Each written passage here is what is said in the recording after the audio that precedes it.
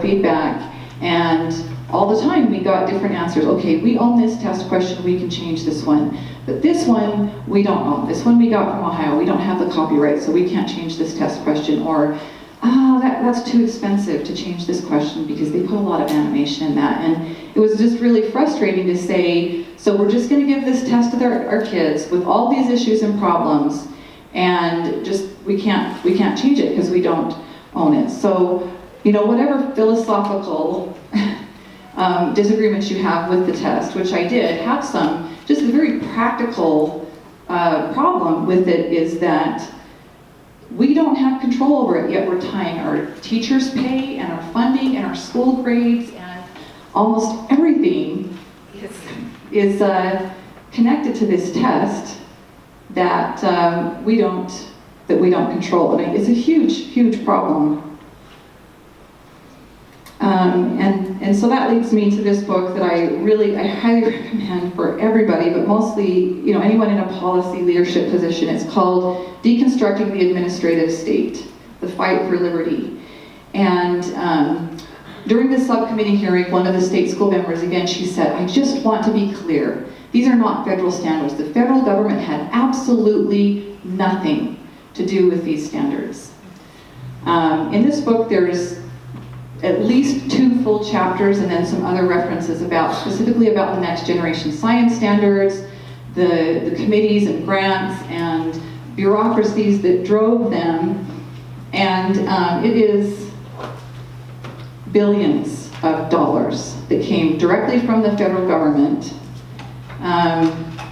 to fund specifically research for investigations or constructivist style learning. So in February 2007, the National Science Foundation grant database reflected 4,513 active grants with total funding at $5.4 billion.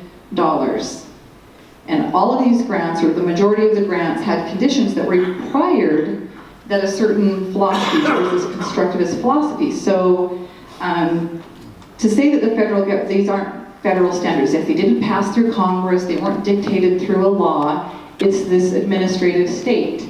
And so the conclusion is, by funding these commissions, the federal government pays others to formulate national education policies that the federal government, by law, may not set.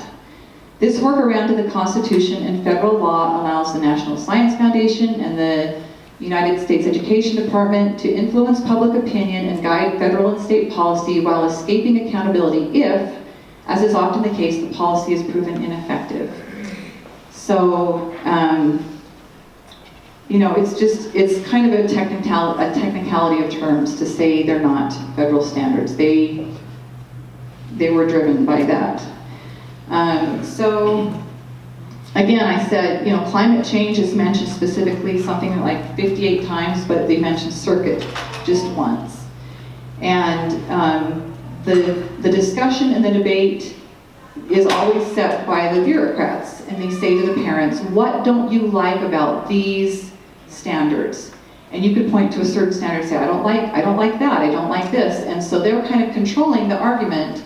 And then when you say, I don't like this, then they laugh at you. Oh, you're a climate denier, you're a climate change denier, or you're too religious, keep that out of the schools. Or, I've heard all sorts of things, but I think that we as parents, we need to set the terms for the discussion.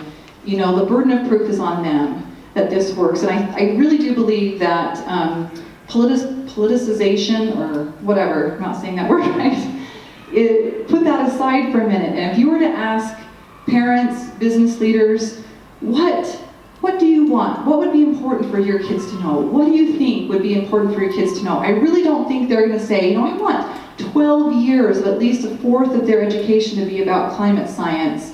And I don't really think they need to know about the circulatory system or cells or the photosynthesis or whatever. I really don't think parents would come up and say yes, but I think that we are kind of embarrassed and humiliated into not wanting to speak up because we don't want to seem silly or foolish or uneducated or that type of thing. And I just think that's a really big mistake. I think we need to be a little bit more deliberate about what education we are funding with our money and giving our kids over to for 7+ hours a day. They're our kids and it's our money, and we should be setting the terms of the discussion. So I love this picture, and this came from actually a conversation I had with Alyson, and she was talking about some of her specific frustrations with the standards, particularly with the clarifying statements and assessment boundaries. So what that is, there's the standards, and then the standards have these clarifying statements that really most of the time dictate a specific conclusion or pedagogy that the teacher's supposed to guide the students to.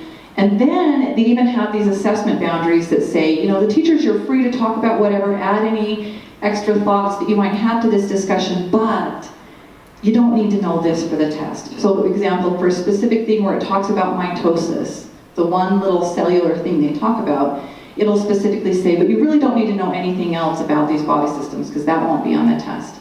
So it kind of sets these boundaries. And then again, by mixing up the standards and having everyone follow the same science path again, so instead of branching out a little bit in high school age, I feel like we're putting our kids in a box.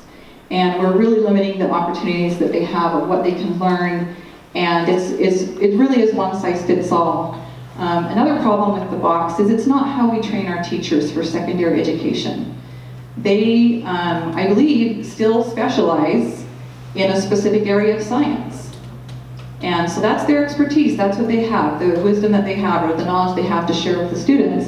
And yet they come now and they have to teach kind of a mix of the different subjects that may or may not be in their area of expertise. And I think that hasn't even been discussed by the board. How is this going to affect teacher certification? Well, we've seen how it's affected math education. I had a legislator who kind of just thought I was annoying at first when I was talking about Common Core, Common Core, Common Core, and he's just like, go talk to your state school board. I'm not about education. Well, then it affected his own daughter. And he said, you know what? I went into the school and I found out that they've mixed up all the math subjects and the teachers aren't even trained to teach it this way. So now I'm ready to listen to about Common Core. Anyway, it's sad, but I think that we're doing it. That's... Can I make a comment? Yeah.